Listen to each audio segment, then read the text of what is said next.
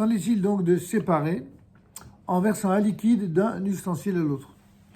Pour séparer un liquide mélangé à des détritus, il est permis de transvaser la boisson d'un ustensile à l'autre, même si les parois du récipient empêchent les déchets de couler avec le liquide. Vous voyez très bien de quoi on parle.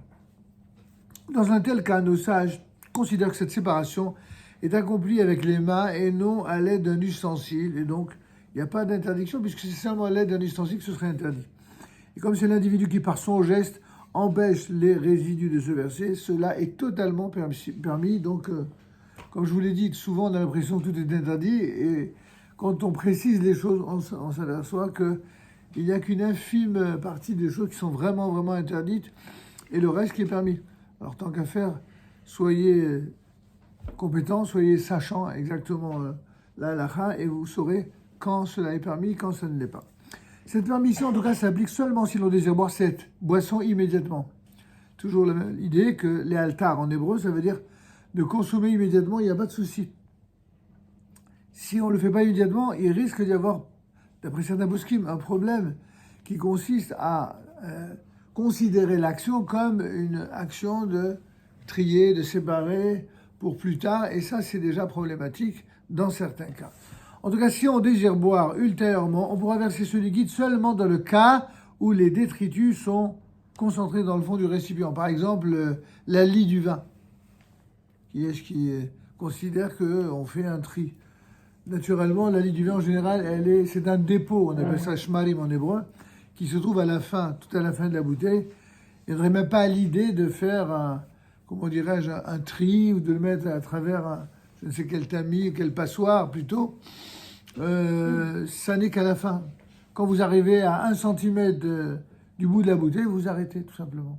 Et vous n'allez pas jusqu'au bout. Et vous savez que la lie, elle est restée en bas. En tout cas, évidemment, comme je l'ai dit, c'est permis à condition d'arrêter l'écoulement du liquide avant de verser les dernières gouttes, afin précisément de ne pas atteindre le dépôt du fameux résidu des shmarim. Cette situation, elle est courante. Je viens de le dire ici avec le vin, mais le Rav ici parle également du café turc ou du vin artisanal qui n'a pas été suffisamment filtré, ainsi qu'un jus de fruits mélangé à la pulpe, s'il ne désire pas la consommer, et autres boissons qui ne sont pas convenablement distillées. Vous l'avez compris, finalement, si vous êtes précautionneux et rigoureux dans les dynimes de Shabbat, comme il faut l'être, eh bien, vous créez tout simplement les conditions pour que ça n'arrive pas. Et c'est faisable, c'est vraiment pas une affaire d'État.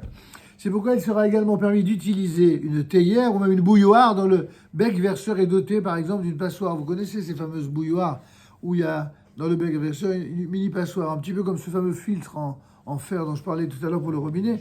Tant que l'essence même de thé liquide recouvre les feuilles de thé et que celles-ci sont déposées au fond de la théière.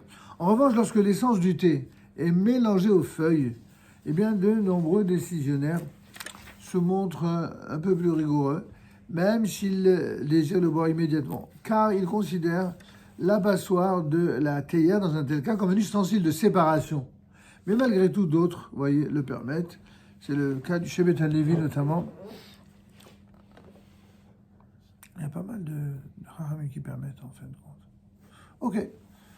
Bon, donc on va yesh veyesh. Il est permis d'utiliser une salière dans laquelle sont mélangés quelques grains de riz crus. Vous savez, vous connaissez la méthode. On fait ça en général pour oui, pour l'humidité, mais aussi pour les salières avec les embouts que vous vissez. C'est-à-dire que si vous mettez du riz, le sel va s'écouler plus facilement. Mais si vous ne mettez rien, des fois, ça va boucher les trous. Donc c'est pour éviter que ça se bouge que tous les restaurateurs connaissent ça, les traiteurs également.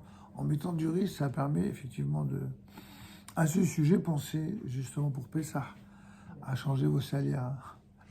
Laissez tomber le riz. Les Tunisiens, ça c'est sacré le riz, de manger le riz pour Pessah. Ils ont l'impression que s'ils ne mangent pas de riz, ils n'ont pas fait Pessah. Alors que la plupart n'en mangent pas. Donc si c'est du riz, évidemment, kasher, il n'y a pas de souci. Mais bon, certains n'ont pas l'usage de prendre le riz comme c'est notre cas.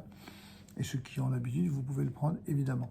En tout cas, pour revenir à notre salière, il sera permis d'utiliser une salière dans laquelle sont mélangés quelques grains de riz crus afin que le sel reste sec pour le consommer immédiatement. En effet, l'extrémité perforée de la salière a pour but de répandre le sel de façon homogène et non de faire objet de séparation entre le sel et les grains de riz.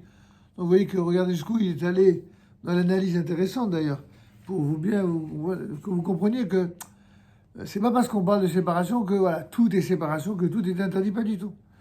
La modération dans l'étude permet aussi d'être très précis et de savoir qu'est-ce qui est permis de ce qui ne l'est pas.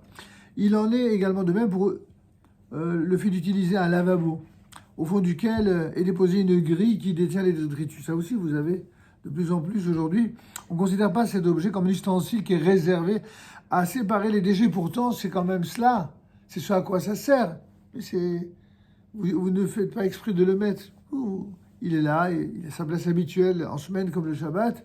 Et donc, du coup, vous ne faites que utiliser normalement le lavabo et le robinet pour laver ce que vous avez à laver.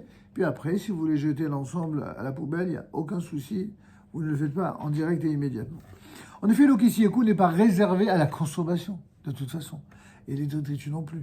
Mais elle est évacuée vers les égouts et l'interdiction de trier ne s'applique donc pas dans une telle situation pour ensuite jeter les déchets à la poubelle sans problème. Très bien. Enfin, on vient de terminer toutes les particularités de cette mitzvah essentielle de trier le fameux borer, souvenez-vous, en hébreu. On passe au point suivant. Il faut les connaître.